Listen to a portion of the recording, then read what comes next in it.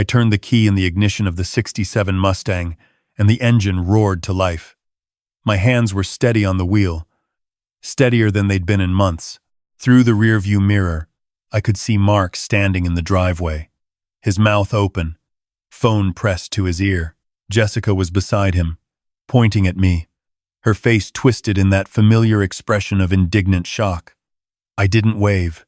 I didn't look back any longer than necessary. I just pulled out onto Maple Street, the car that Mark had always assumed would be his rumbling beneath me, and I drove toward my own apartment 3 miles away. The baby carrier in the back seat was empty now. I'd handed little Emma back to Jessica 20 minutes ago, right after she'd said those words. "Dad, you're retired. What else are you doing with your time?" That's what had done it. Not the babysitting itself, not the early morning calls or the last-minute schedule changes. It was that sentence, delivered with such casual certainty, as if my time had no value now that I wasn't punching a clock. Let me back up. My name is Robert Chen. I'm 63 years old, and up until 8 months ago, I was the VP of Operations at a manufacturing company I'd helped build for 32 years. I took early retirement not because I was tired, but because my wife Helen had been diagnosed with stage 4 pancreatic cancer. We wanted time. We got 11 months. She passed away the week before Christmas. Mark is my oldest, 38, works in finance, married to Jessica for 6 years. They have Emma, who just turned 2, and another baby on the way. My daughter Linda lives in Seattle with her wife and their son, my grandson Tyler, who's 15. We video chat every Sunday. After Helen died, Mark insisted I come stay with them for a while. "You shouldn't be alone right now, Dad," he'd said. His voice had been gentle, concerned. I'd appreciated it. The house Helen and I had shared for 29 years felt too quiet, too full of her absence.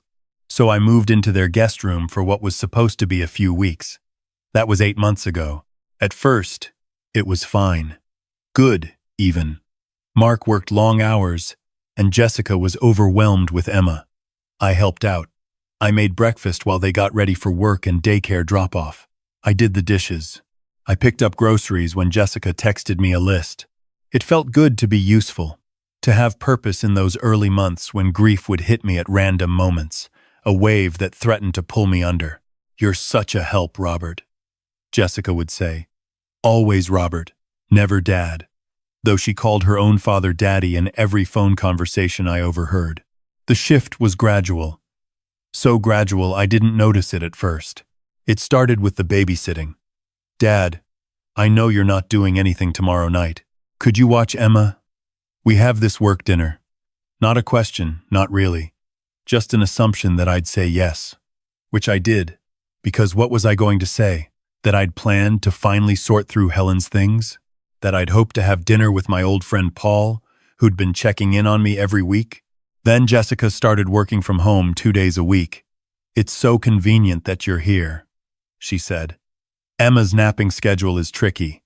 I can focus on work while you handle her." I'd become the daytime childcare. Again, I said yes. Emma was my granddaughter. I loved her. But Jessica didn't just work. I'd hear her on the phone with her friends, laughing, while I was downstairs changing Emma's diaper. She'd do her online shopping, her yoga videos, her book club meetings on Zoom, and when Emma cried, she'd call down, "Robert, can you get her?" "I'm in the middle of something." Mark noticed none of this. He left at 6:30 in the morning and came home at 8 at night, sometimes later. He'd kiss Emma, already in her pajamas, ask Jessica how her day was, and pour himself a scotch. He'd nod at me. "Thanks for helping out, Dad. You're a lifesaver." The words should have felt good. They didn't. They felt like a pat on the head for a job adequately performed. The breaking point should have been the Tuesday, when Jessica asked me to cancel my dentist appointment because her hairdresser had an opening. "Emma's too fussy for the salon," she'd explained. "You understand." I rescheduled. I told myself it wasn't a big deal. Or maybe it should have been the Saturday when Mark asked me to skip Paul's birthday lunch because he and Jessica had tickets to a matinee and it's so hard to find good babysitters. I'd bought Paul's gift weeks in advance. I'd been looking forward to seeing him.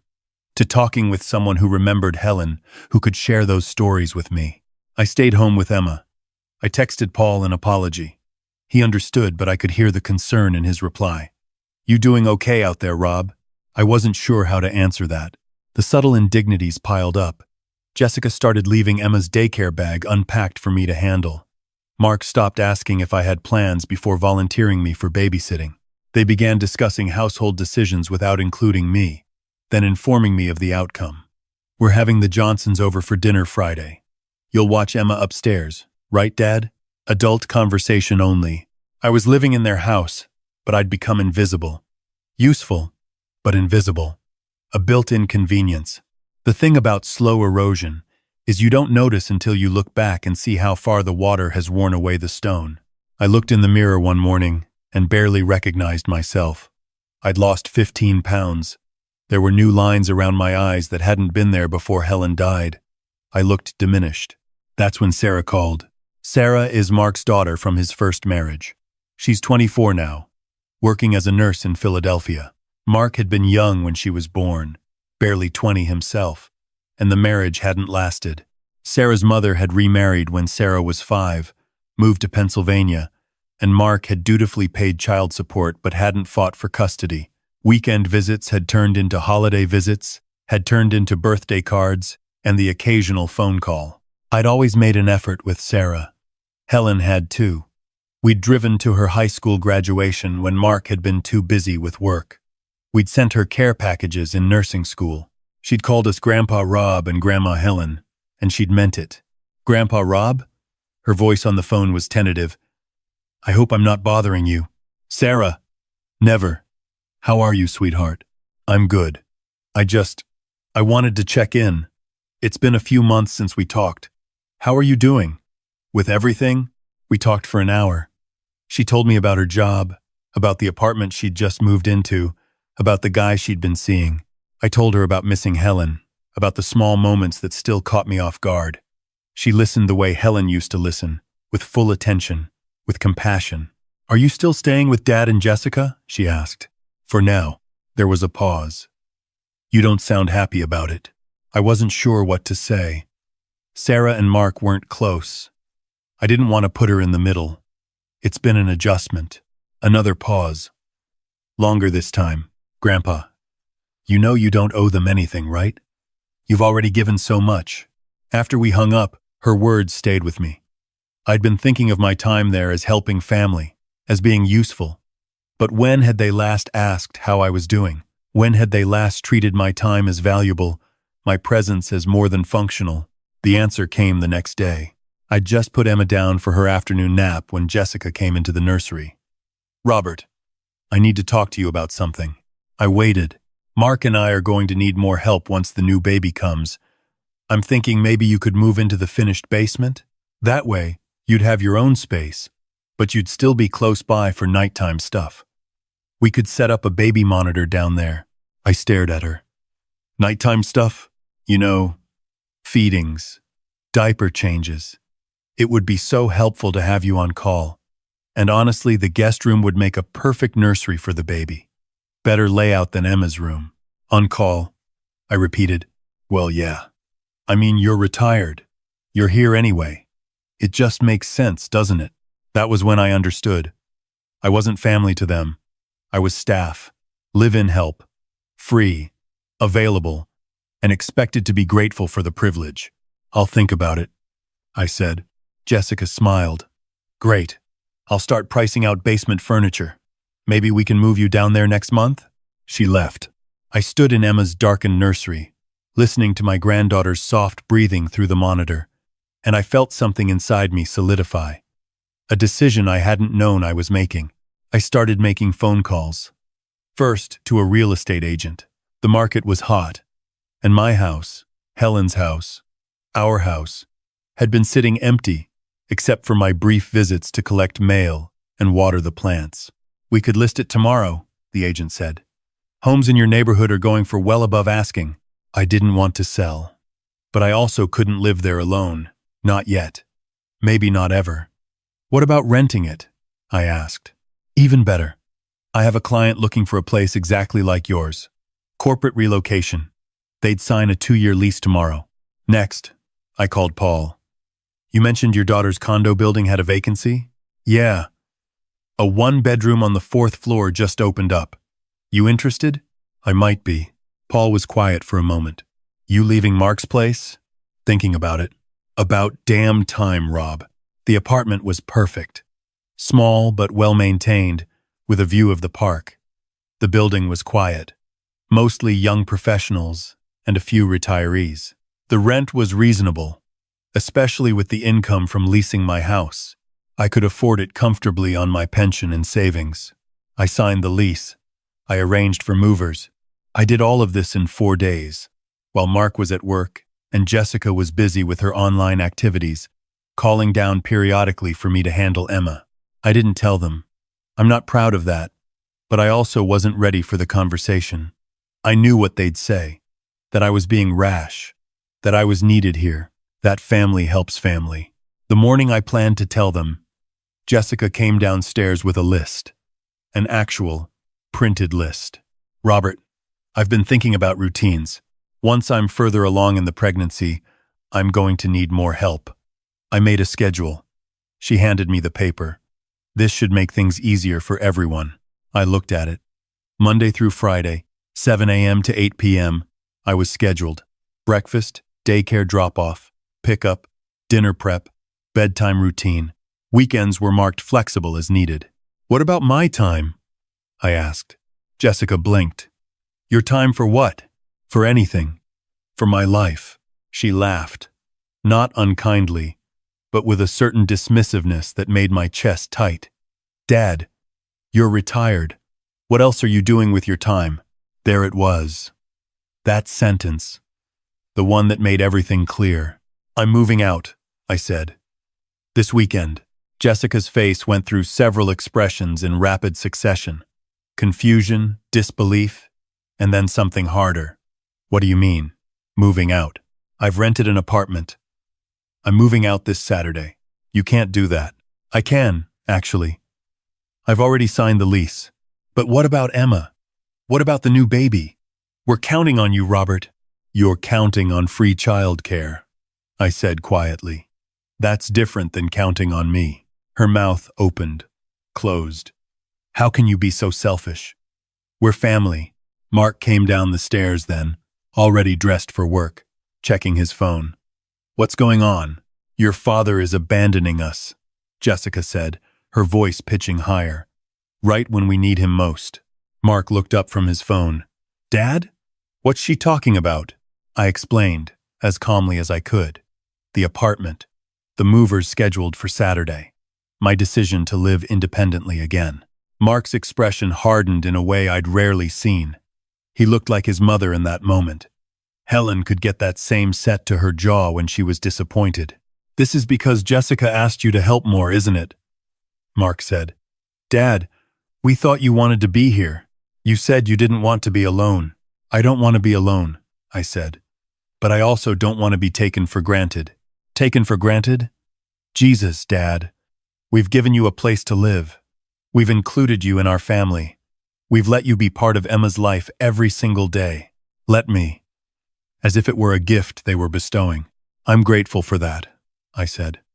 But I think it's time for me to have my own space again. Jessica was crying now, which made me feel like a monster. But I also knew, with sudden clarity, that these weren't tears of genuine hurt. They were tears of inconvenience. She was crying because I was disrupting her plans, her routine, her free childcare. What about Emma? Mark demanded. You're just going to abandon your granddaughter? I'm not abandoning anyone. I'm moving 20 minutes away. You're welcome to bring her to visit. I'd love to have her over. On our schedule, you mean? When it's convenient for you. Yes, I said simply. When it's convenient for me. Like you've been doing for the past 8 months. Mark's face flushed. That's completely different. We have jobs. Responsibilities. You're retired. Being retired doesn't mean my time has no value. No one said that. You didn't have to say it. You showed me. The movers came that Saturday. Mark didn't help. He took Jessica and Emma to her parents' house in Connecticut for the weekend. We need space, he'd texted me. This is really disappointing, Dad. Sarah drove down from Philadelphia to help me pack. She brought lunch, coffee, and a matter-of-fact competence that reminded me so much of Helen it made my throat tight.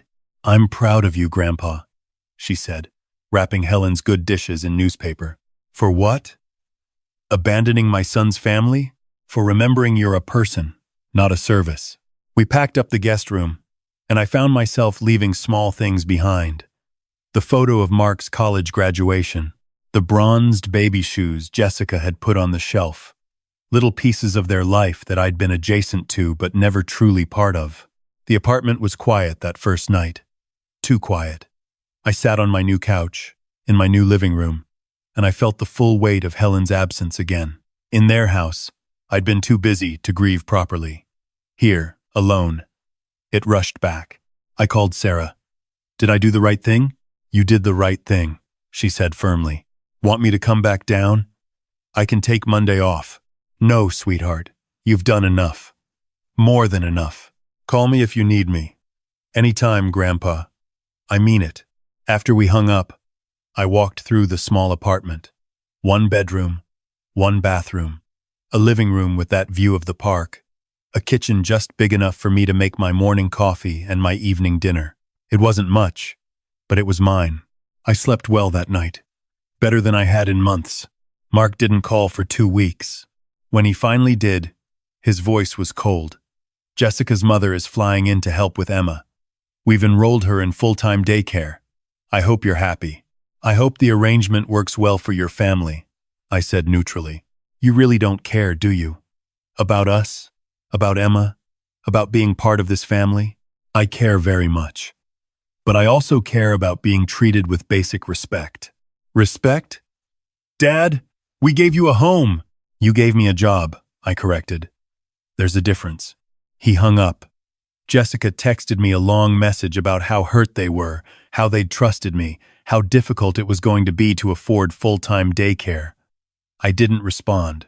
I spent those first weeks settling in. I bought furniture that I liked, not furniture that was practical or traditional or what Helen would have chosen. A reading chair in deep green leather, a bookshelf for the mystery novels I'd always meant to read. I hung Helen's watercolor paintings on the walls, and it felt right, like she was here with me in a way she hadn't been at Mark's house. Paul came over for dinner.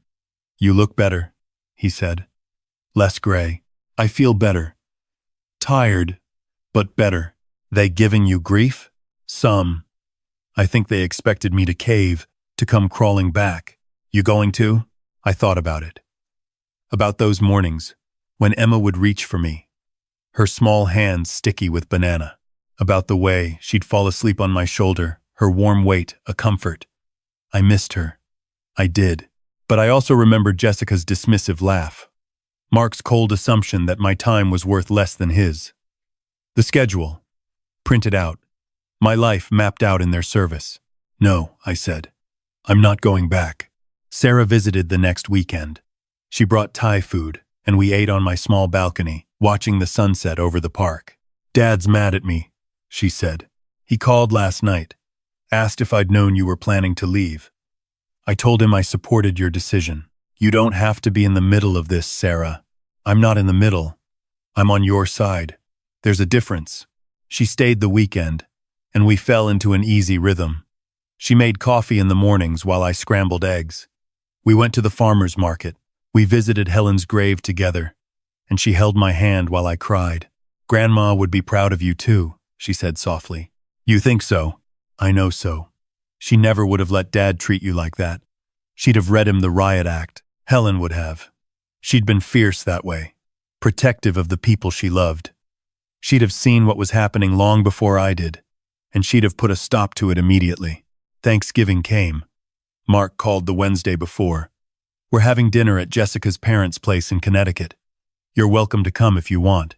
If I wanted, as if it were a casual invitation, not a family holiday. "I have plans," I said. It was true. Sarah was driving down. We were going to make Helen's turkey recipe together, just the two of us. "Fine," Mark said. "Your choice, Dad." It was my choice, and I was choosing myself, maybe for the first time in a very long time. Sarah and I had a good Thanksgiving.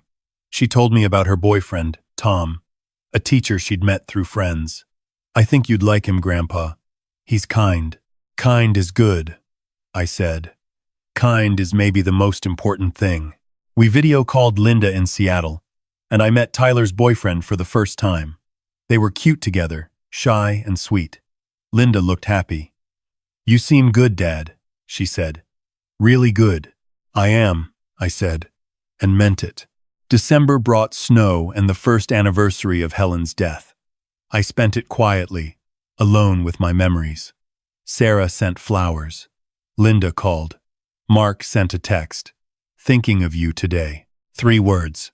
I stared at them for a long time, then put my phone away. In January, my lawyer called. Your will is ready for review whenever you're available. I'd asked him to draft a new one back in November. After Helen died, everything had been set to go to Mark and Linda equally. But I'd been thinking about things differently lately, about who had shown up for me this past year, about who had seen me as a person rather than a resource. The new will left the house to Linda and Sarah jointly. My investment accounts would be split 3 ways among Linda, Sarah, and Tyler. There were specific bequests. Helen's jewelry to Sarah and Linda, her paintings to Tyler, who'd always loved art. My car, the Mustang that Mark had assumed would be his, went to Sarah. Mark would receive my collection of first edition mystery novels and the china set from his grandmother. Valuable items, but not what he'd expected. Not what he felt entitled to. You sure about this? My lawyer asked. I'm sure. I didn't tell anyone about the will changes. There was no reason to. It was my decision to make. My assets to distribute as I saw fit. Emma's 2nd birthday came in February. Jessica sent me an invitation to the party via text. It's at our house, 2 to 5 p.m. Please bring a gift. Please bring a gift. Not we'd love to see you, or Emma asks about you. Just a transaction. You may attend if you bring an offering. I sent a card with a check inside and a note. Happy birthday, Emma. Love, Grandpa Rob. I didn't go to the party. Mark called that night. You didn't come. No. Emma asked where you were. That hurt more than anything else, they'd said. What did you tell her? That Grandpa was busy. What else could I say? That you don't care enough to show up? I care very much. But I'm not going to subject myself to being treated like an obligation. An obligation? Jesus Christ, Dad. We invited you. You told me to bring a gift. There's a difference. He hung up again. I sat in my green reading chair and looked at the photo of Helen on my side table. Did I do the right thing? I asked her picture. She smiled back at me. Forever frozen at 62. Forever certain and kind. I thought I knew what she'd say. Spring came, and with it, Sarah's news. She and Tom were engaged. We're thinking a small wedding in the fall, she said. Just family and close friends. Will you walk me down the aisle, Grandpa?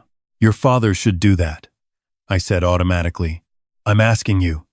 You're the one who's been there for me. You and Grandma. Please? I said yes. How could I not? When Mark found out, he called me for the first time in months. You're walking Sarah down the aisle? Seriously? She asked me to. I'm her father. Then maybe you should have acted like it more often. The silence on the other end was heavy. Finally. This is about the babysitting thing, isn't it? You're punishing me because we asked for help. No, Mark. This is about you seeing me as a person who deserves respect. You still don't get it. I respected you. I let you live with us. You let me work for free while making me feel like I should be grateful for the privilege. That's not respect. Fine. You want an apology? I'm sorry we took advantage of your free time. There. Happy? I wasn't. Because it wasn't a real apology.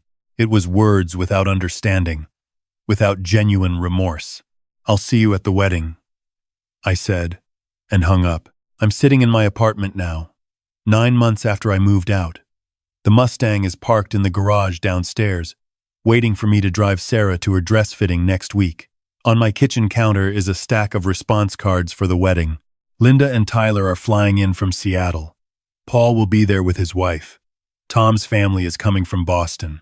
Mark and Jessica RSVP'd, yes, But Mark noted in his response that they'd need to leave early because Emma's bedtime routine can't be disrupted. I looked at that note for a long time. Even now, even at his daughter's wedding, he was making it clear that his convenience came first. I thought about the man I'd been a year ago, living in their guest room, jumping every time they called, slowly disappearing into the role of convenient help. I thought about the schedule Jessica had printed out, my days marked off in service to their needs. And then I thought about who I am now, about my quiet apartment and my green reading chair, about Sunday morning coffee with Sarah, about the way I've been reading through Helen's favorite poetry books, finding notes she'd written in the margins, about how I've started painting again, something I hadn't done in 30 years. I'm 63 years old. I lost my wife. I walked away from my son's family. I've spent this year learning how to be alone without being lonely, how to grieve without being consumed, how to love my family while also loving myself. The Mustang's title is already signed over to Sarah. She doesn't know yet. That's my wedding gift to her, along with the down payment for the house she and Tom have been looking at. She called me yesterday, excited about a place they'd seen. It's perfect, Grandpa. But it's just slightly out of our price range. Tell me about it, I'd said. And while she described the kitchen and the yard and the bedroom that would be perfect for the nursery someday, I'd pulled up my savings account and calculated exactly how much I could give them. Not enough to make things easy. Sarah wouldn't want that, but enough to make things possible. That's the difference, I think. Help that empowers versus help that creates dependency.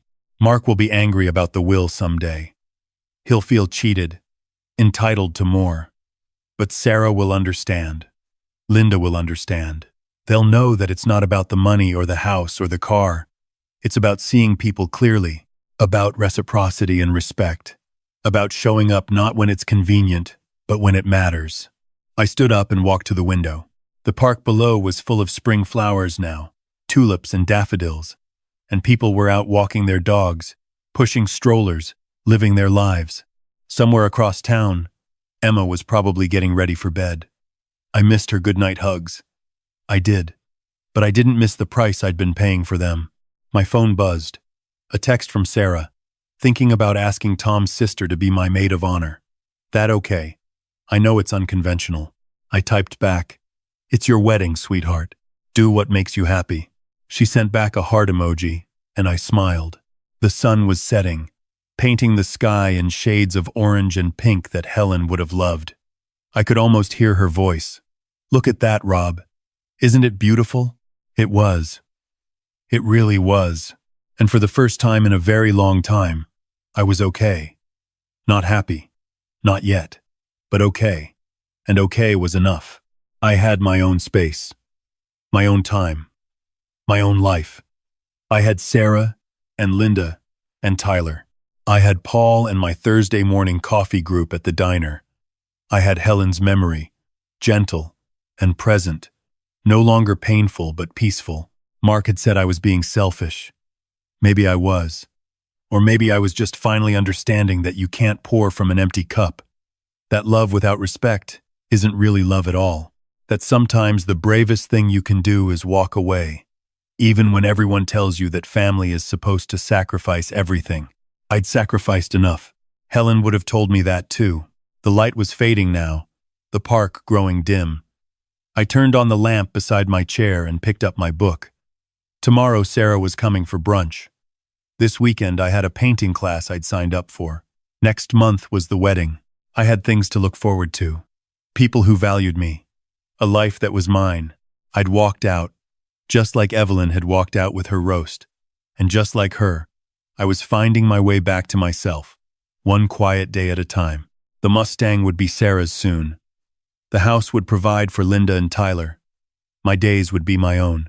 And somewhere, I like to think Helen was watching, proud of me for finally learning the lesson she'd been trying to teach me all along. You teach people how to treat you. And sometimes, teaching them means walking away.